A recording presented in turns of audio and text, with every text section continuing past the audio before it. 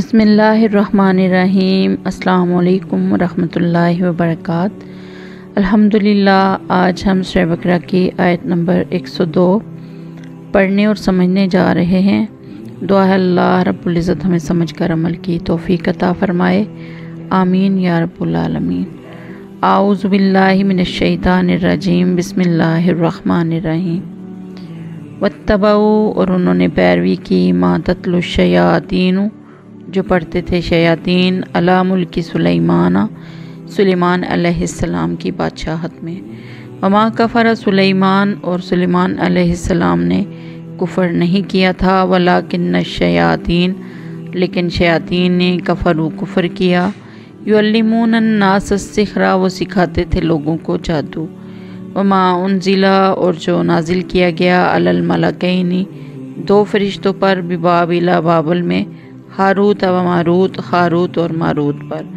وما یعلمان، اور نہ وہ سکھاتے تھے، من احد، کسی کو، حتیٰ یہاں تک کہ یقولا، وہ کہہ دیتے، انما نحن، ہم صرف فتنۃ، آزمائش ہے، فلا تکفر، پس نہ تم کفر کرو، فیتعلمون، پس وہ سیکھتے، منہما، ان دونوں سے، ما، وہ چیز، یفرقون، جو جدائی ڈالتی، بہی، اس کے ذریعہ، بین المرئی، درمیان خاوند کے، وزوجہ، اور اس کی بیوی کے، وما ہم، اور نہیں وہ، بضارین، نقصان پہنچانے والے، اس سے، من احد، کسی کو، الا، مگر، باذن اللہ، اللہ کے حکم سے، ویتعلمون، اور وہ سیکھتے ہیں، ما، وہ چیز، یضرہم، جو انہیں نقصان پہنچائے، ولا ینفعہم، اور انہیں نفع نہ دے۔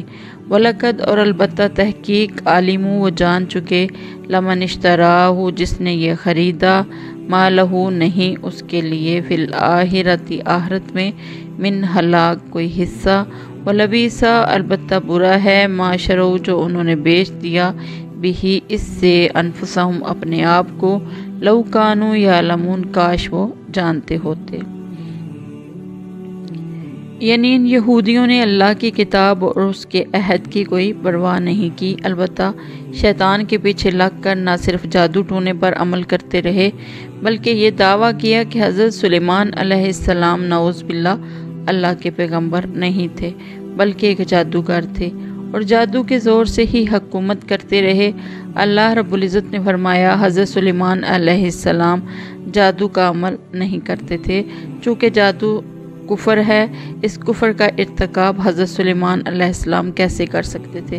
کہتے ہیں کہ حضرت سلیمان علیہ السلام کے زمانہ میں جادوگری کا سلسلہ بہت عام ہو گیا تھا۔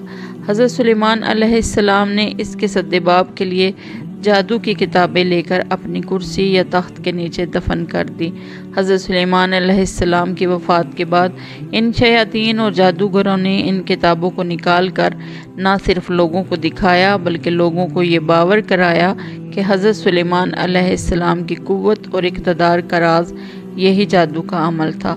اسی بنا پر ان ظالموں نے حضرت سلیمان علیہ السلام کو بھی، نعوذ باللہ، کافر قرار دیا، جس کی تردید میں اللہ رب العزت نے یہ آیت اتاری۔ دعا ہے اللہ رب العزت ہمیں سمجھ کر عمل کی توفیق عطا فرمائے، آمین یا رب العالمین۔ السلام علیکم ورحمۃ اللہ وبرکاتہ۔